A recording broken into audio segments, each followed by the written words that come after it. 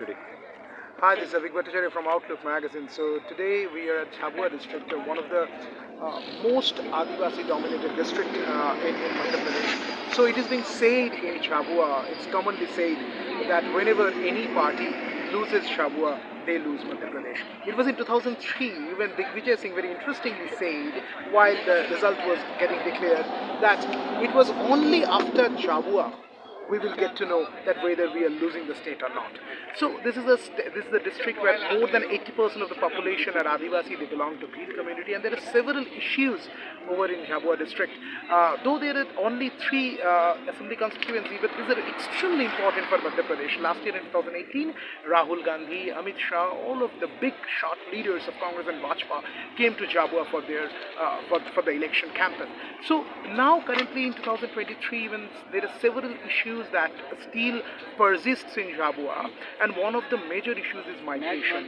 The people over there, they leave Jhabua in different tourist buses and they go to Gujarat for work, because there is hardly any employment opportunity, there is hardly any farming opportunity. So in this condition, we are now going to get in touch with some people who are now living for Gujarat, and we will ask them what their lives are and why are they living for Gujarat. So this is the biggest issue for the election in Jhabua.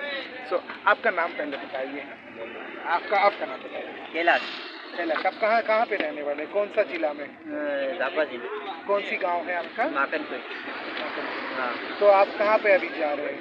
हम पे काम करने जा रहे हैं जामनगर।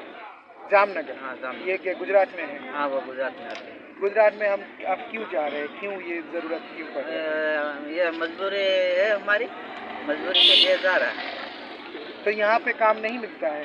मिलता, ये रोज कम मिलता है इधर। कम मिलता है? हाँ। यहाँ पे रोज कितना मिलता है? इधर 250 रुपया मिलता है।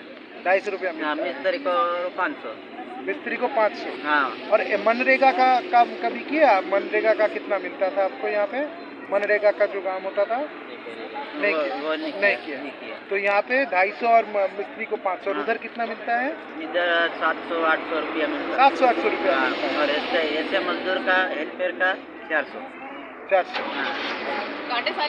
इसी के वजह से आप लोग उधर जा रहे हैं। तो आप क्या पूरा परिवार ही जा रहे हैं? आप कब से वहाँ पे?